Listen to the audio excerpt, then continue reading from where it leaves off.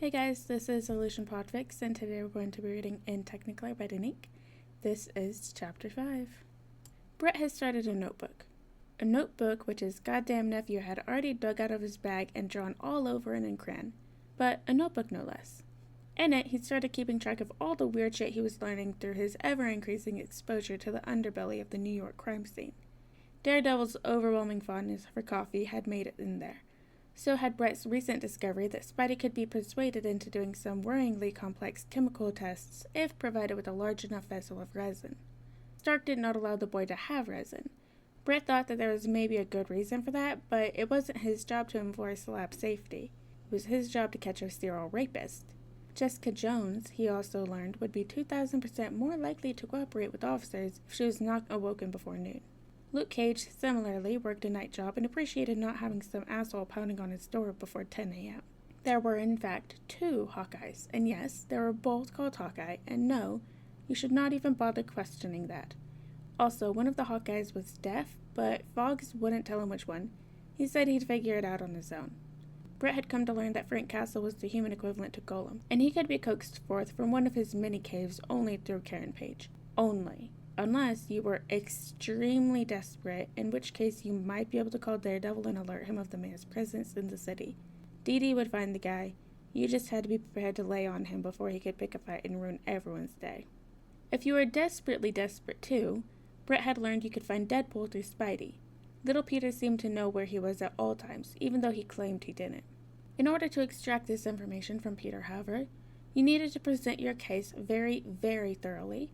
If you didn't make it exceedingly clear that this was beyond Spider-Man's abilities, or that it involved something especially Peter repellent, then Peter would lie to your face about contacting Deadpool, and would meet you at your arranged place himself. Brett had very few notes on how to work with Deadpool, mostly because readability and logic didn't seem to be his strong suit. He did things because he wanted to, and he didn't do them when he didn't. It depended on the day. It depended on how he was feeling. It depended on who he'd spent the last 72 hours with.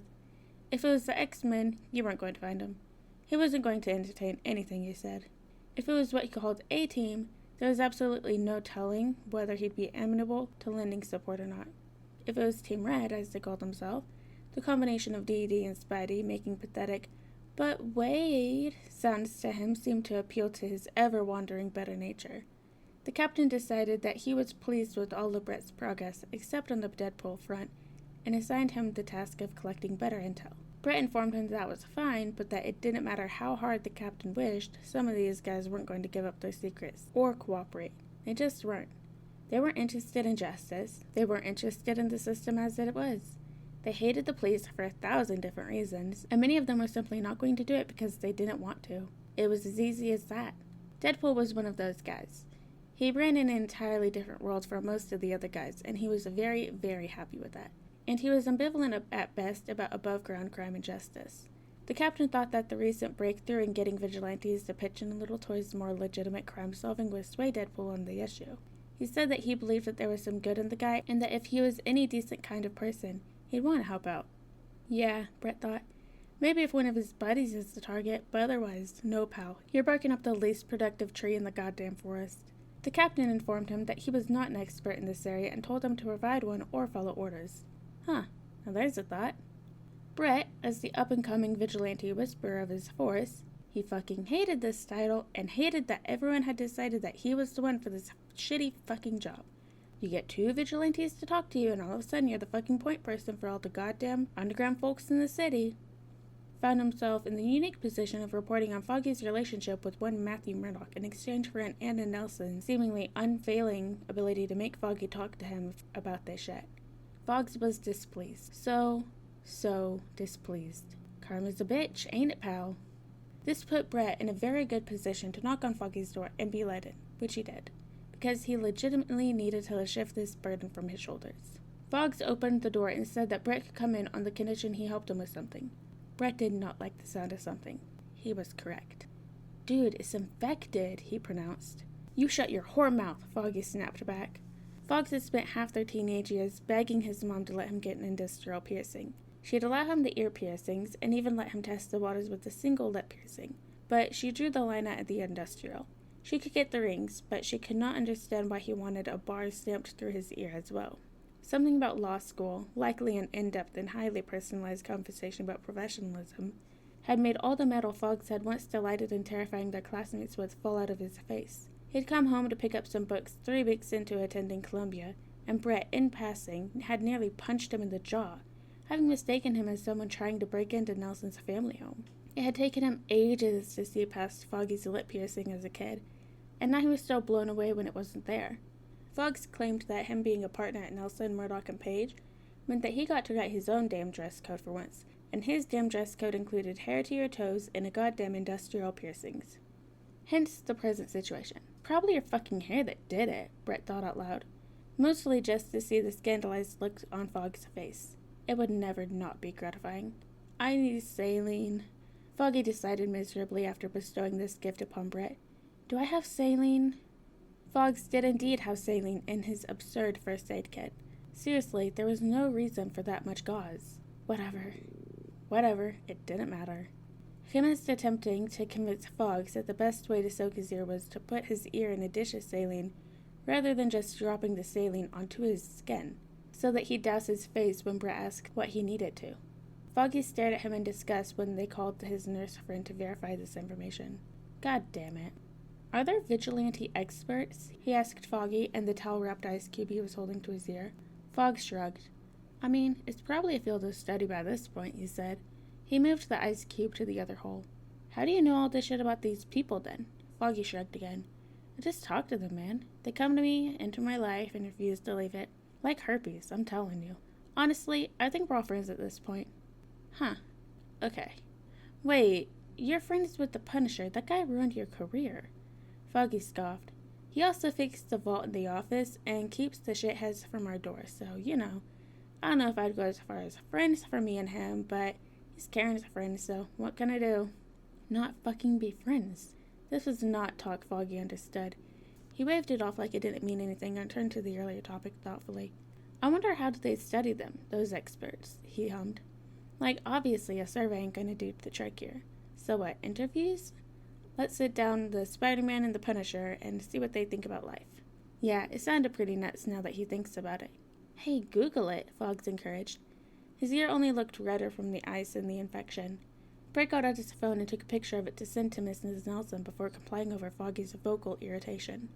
Google said that a joint team of scholars at CUNY and Columbia were actually trying to study New York City's unusually large and active vigilante population as they spoke.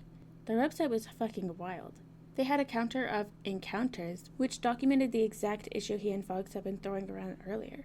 Subject amenable to foodstuff, but not paperwork. One student had logged in this box. Accepted foodstuffs, but then claimed that they could not write with their hands full. Researcher feels duped. Subject agreed to speak, but only about The Shining, wrote another poor soul. Subject appears to have hearing impairment. Repeatedly asked the researcher to sing us a song, Mr. Piano Man. Brett and Foggy were dying by the end of it. They were trying so hard. Maybe we should throw them a bone, Foggy said. Yeah, maybe they should. Brett sent the group an email saying that he and his lawyer compatriot were currently working on cases which involved vigilantes, and were interested in the research being done in the city. They were willing to provide some of the interviews of their experience in exchange for being alerted of any significant findings. Brett got an email back almost 1 hour later. It was painfully formal and had obviously been written by a group of folks crowded around a computer, bursting with anxiety and shifting commas around like their lives depended on it. He messaged Foggs about this development and got back a, "That was fast." They agreed to speak with the students the following week. 4 professors, 2 postdocs, and a bevy of grad students were dying to talk to him, and Foggs that following Friday. As soon as Foggy entered the room, they were freaking out, telling him how valuable his court cases had been to their research. He was surprised. It took him a little while to remember all the shit in the public record that had his name on it. Brett stayed out of that shit because he was still new to the game. They gave what they thought were fair evaluations and answers to their questions posed. Some of them were pretty fucking weird and esoteric.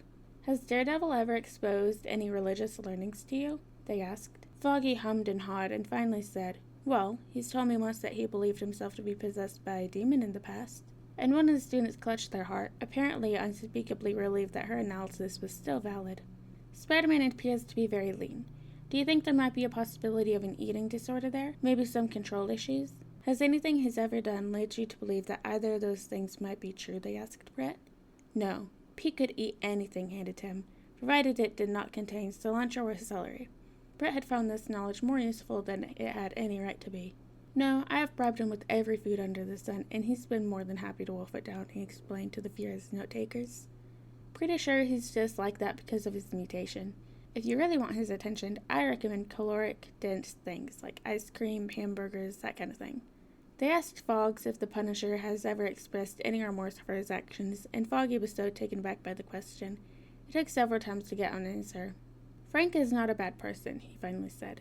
He's not a psychopath. He's got a lot of trauma, and he's able to compartmentalize things, which he does, and things would happen to him better than the average person. Maybe, but he's not a monster. He doesn't manipulate people or anything like that, and if you're one of his people, he'll do anything for you. I know it's hard to reconcile that with that of what he's done, but that's just who he is, and so on, and so on. They were informed about the information, bizarre as it seemed, would be indescribably helpful to the study, that the two of them would be alerted of any findings as soon as possible. They thanked the group and were thanked in return and left. 6 weeks later saw the captain trying to understand why the fuck Deadpool had graffitied a massive purple cock and balls on the station window. Brett knew exactly why, and it had to do with the new Detective Goldberg trying and failing to arrest Wilson spectacularly the night previous. His hubris was now being rewarded by an antagonism. He'd learn. When Brett got an email from the research group followed by a text from Foggy. Foggy Nelson. Okay, I know what you're thinking, but Foggs, you just got a piercing. But consider, Brett, how much improved my sex life would be with another tongue piercing. He had not, nor had he ever intended to consider this. He informed Foggs and received a frowny face. Okay, but serious question. You think Matt would freak? I missed it, Brett. I missed it so much and I never told him I had one. I'm scared he's gonna tap out.